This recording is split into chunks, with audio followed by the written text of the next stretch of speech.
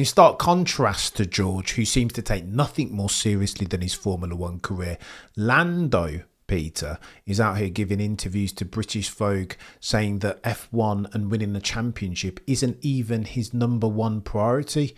Do you think to that? What I think about that is I'm shocked that Lando said that. I'm shocked that he even did an interview with British Vogue. What is he thinking? Can you imagine if Jim Clark was asked to do an interview for British Vogue? He would say, well, it's a women's magazine, isn't it? What's going on? No, thank you. Leave that to Gene Shrimpton or whoever he was doing his latest photo shoot for Ford with. I mean, you wouldn't do an interview with British Vogue. What's he thinking? Anyway, let's stay away from that because, the old revs will climb. I think, George is an absolute racer, and there's absolutely no doubt about that. He always has been from the days of karting. All he wants to do is win, and he's not afraid to get his hands dirty. He's not afraid, as you say, to do all the due diligence necessary. He's a racing driver. Why wouldn't he? But you shock me a little bit by the implication of your question, which is some drivers aren't that aware of what happened last year or the year before, or indeed 50 years before or 30 years before. I'm not saying George is a great historian, but I'm sure he's got a pretty good feel for what is significant.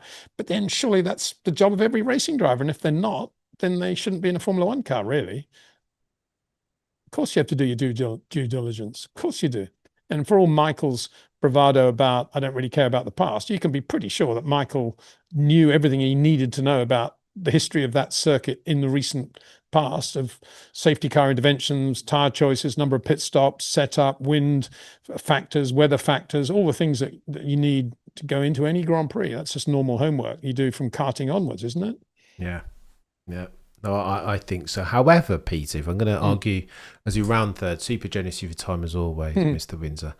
If I try and play devil's advocate with you for a second on Lando's cover performance of British Vogue, does F1 not need a Lando Norris? I mean, Lewis Hamilton is coming to the end of his career and he's one of the biggest mainstream superstars. And under that aegis, he's done incredible things for attention dollars, getting and keeping them on Formula One. Doesn't Liberty Media have to be aware of the next one, the conveyor belt of mainstream stardom, with a view to enhance, I know I'm about to swear here, Peter, so cover your ears, their share price and their don't they have a fight? I'm not going to talk about fiduciary duty because we won't go there. But it is the Netflix era, and there are 18 to 35-year-old young women who love themselves some Lando Norris. So shouldn't we be clapping Lando Norris for going and doing these other bits and bobs, and in so doing broadening the scope and the viewership numbers of Formula One into new growth markets? Don't know what to say to that. You know how I feel about all that rubbish. I don't think any of it's important. I think the only thing that matters is being a Grand Prix driver to the ultimate of your ability. Focus on the car, focus on your side of the garage, do the job, be 100% professional.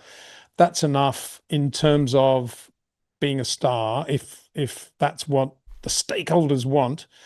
And all the other stuff is not being a star. Racing drivers don't do that sort of thing, in my opinion. So it waters down the less is more philosophy, which I think was one of the great things about Bernie Ecclestone.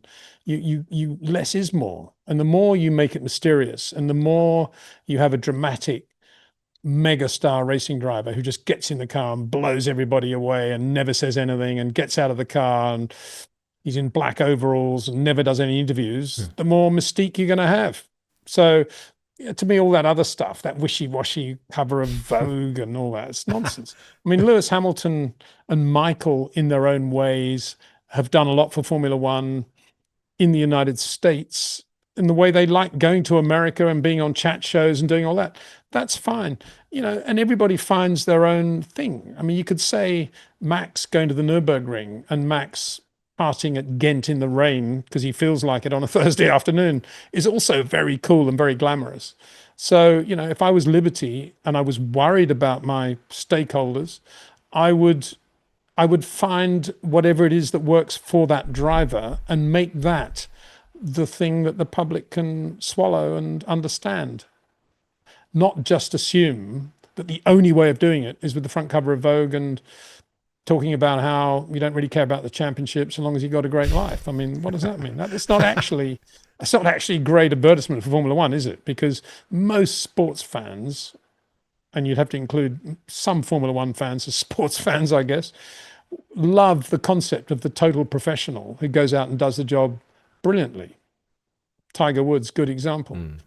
And Roger Federer, another. But, you know, all this contrived stuff is very short term, very gossamer, and very unrepresentative of what the sport is actually all about, I think. That's my take on it. But I don't spend a lot of time thinking about it, and I certainly don't read British Vogue, and I certainly don't have any time for a racing driver who says, and I'm going to have to adjust my opinion of Lando now if he actually said that. I can't believe he did. It's probably been taken out of context. But if he actually said, I don't care too much about the racing or the results, I just want to have a nice life and enjoy it and make a lot of money, then I have no respect for him at all. I can't believe he said that. I really can't, because I know you're paraphrasing a bit, and I probably paraphrased even more. But if he did say something along those lines, bang, I've lost all respect for him. Oh, Peter. I think he said words, I'm going to try and be as precise with my language as possible, that his number one priority wasn't winning the championship, it was being a good person and having a good life, that he's not concerned with legacy and all this other stuff, that he's well, I mean, that's fair enough in the you know, the overall context of humanity. Your number one context in life should always be, your number one objective in life should always be to be a good person, to be a better person every day. We all have to grow and learn from our mistakes and become better people. So in that sense, he probably has been quoted out of context. And if he said, that is my number one goal, my second goal is to win the World Championship and to win Grand Prix, that's fine. I totally accept that. And indeed, I respect that. And I think that's a wonderful thing. I just hope it's not taken out of context by too many people, because it's easy to do that these days, isn't it, with the media? And yeah, of course, everybody's priority ultimately is to be a better person. It's I would hope it is anyway. Look at this, Lando. I try to make it my priority. I'm not doing very well, but I try to make it mine. That's for sure. Go on then, Peter. I'm going to read it out verbatim. In his October 2025 British Vogue feature, Lando Norris stated that enjoying his life and having fun is his first priority, with winning the championship his second. Norris then I come back to my other one. I've lost respect, because enjoying my life and having fun isn't trying to be a better person. Trying to be a better person is actually not a lot of fun and isn't very enjoyable. It's hard work. It's auto-suggestion. It's doing the opposite of what your inner self most of the time is telling you should do. Go on, you can do that. Have another ice cream. Go on, yeah. Sit down, watch another hour of TV. When there's another voice in your head saying, no, I need to get up and do that work, or nah, ice cream's not that good for me. It's fighting that. And none of that is pleasant. It's all tough, auto-suggestion, discipline. And it seems what Lando's saying there is, oh yeah, no, I love having a lot of fun and enjoying my life. And yeah, then I'd like to win the World Championship. Doesn't sound right to me. The two don't sit well for me. I'm with you, Mr. Windsor. I'm desperately trying to conjure up an argument, a devil's I had no. Well, you know, we're all biodimensional human beings, aren't we? We're all psychospiritual organisms, if you like, and you can listen to your inner self and listen to the voice inside you, basically your conscience, of what is the right thing to do at any given moment. Or you can avoid that and say, I just want to have fun. I want to make as much money as possible. And you'll grow more and more away from, you know, a balanced inner being, and you'll become more animalistic. But to have that balance is not easy. To keep that balance is not easy, particularly if you're in a world where there's a lot of fame and there's a lot of money and there's a lot of this and a lot of that.